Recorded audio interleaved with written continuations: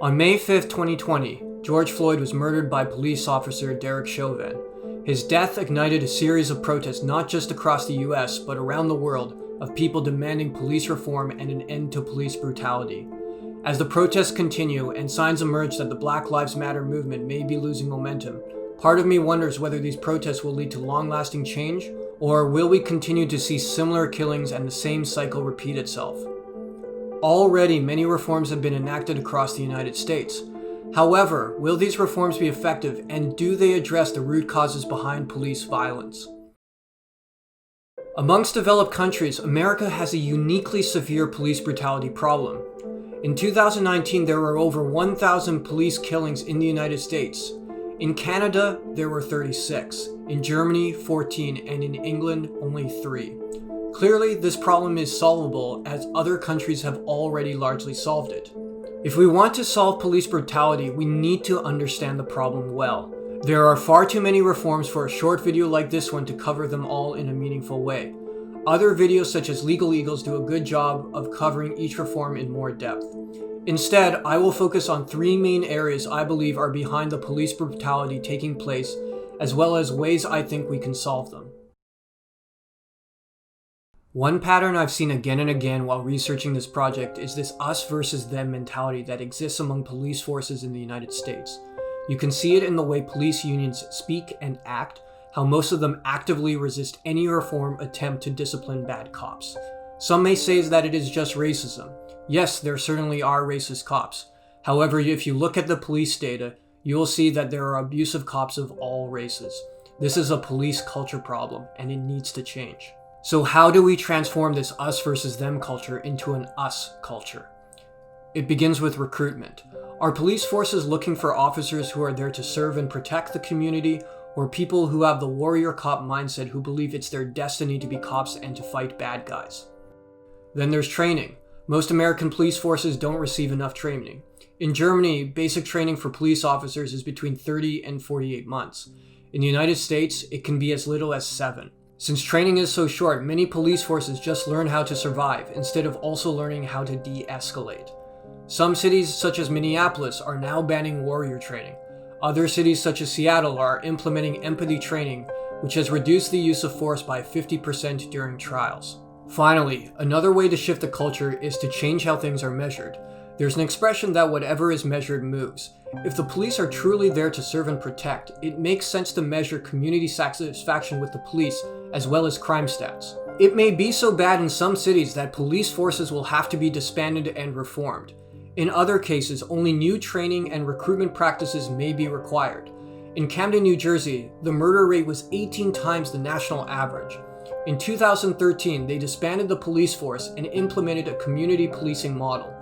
Homicides went down 63%, and the police there marched with Black Lives Matter protesters, not against them.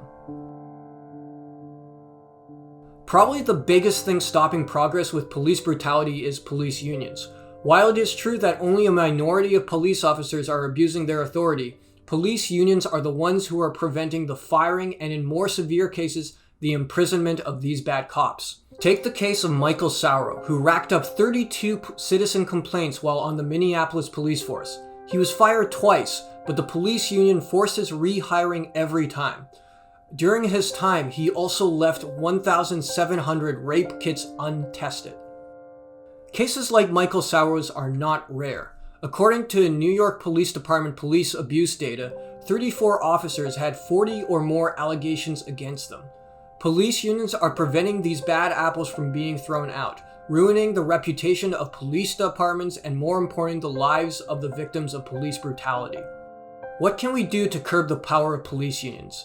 Many people have mentioned ending qualified immunity, which prevents cops from being personally liable for their actions. However, this can only work if a proper investigation is even allowed to take place.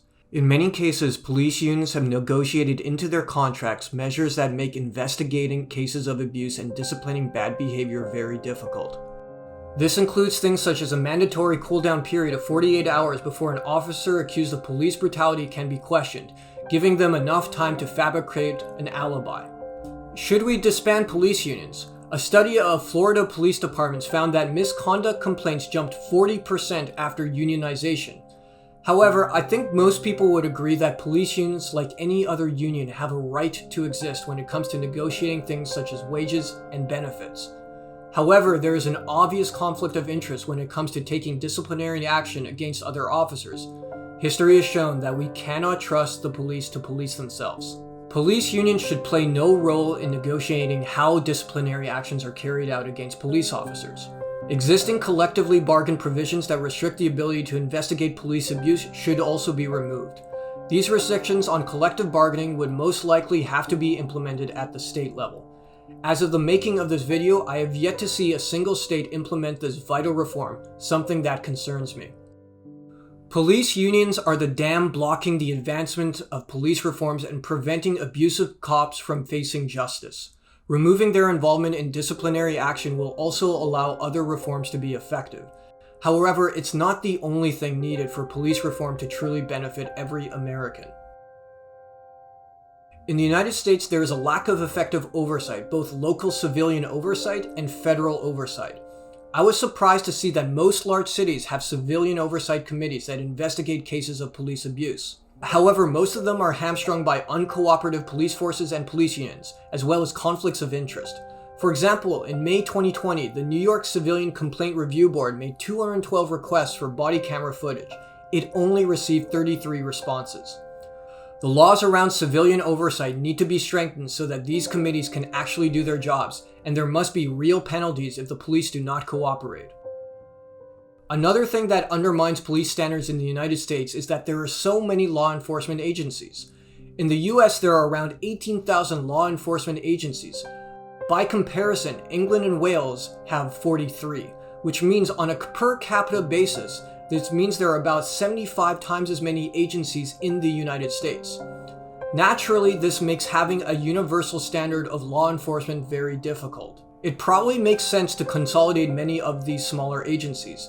At the very least, there needs to be a federal regulatory body that makes sure that police forces adhere to certain standards when it comes to recruitment, training, and discipline. Otherwise, reform will only be piecemeal, with police standards varying wildly across county boundaries. The good news is that the George Floyd Enforcement Trust and Integrity Act before Congress proposes to create just that, setting minimum national policing standards as well as reforming hiring practices and training. As of the publishing of this video, this bill hasn't been passed yet. Having looked at the reforms that are taking place across the United States, I'm left feeling somewhat hopeful. I do think they will make a difference, but I also think certain measures are missing, especially those that limit the ability of police unions to interfere with disciplinary action against officers. If the United States truly wants to discard police brutality into the dustbin of history, it's essential that Americans continue to channel their anger and sadness into policy actions that will actually make a lasting difference.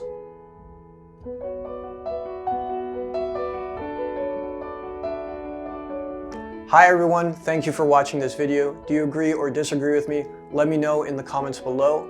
Also, if you enjoyed this video, please consider subscribing, and if you'd like me to make more content like this, please consider supporting me on Patreon. For some of my videos like this one, I will be doing an action afterward to help those who are inspired to take action. I would say when it comes to police brutality, there's one basic thing that you can do, which is to contact your local representatives. Also, don't just contact your congressman, also contact your state representatives, as it's state legislation that will have a lot of effect when it comes to curtailing the power of police unions. Now, I know what you might be thinking, why would politicians care what I have to say? I know this is something that's easy to believe, but having done my own advocacy work, I can say that this is not the case. Most politicians, if you reach out to them, will eventually get back to you, especially if you live in their district. I would also say it helps to work with other like-minded organizations and to come up with solutions as opposed to just pointing out problems.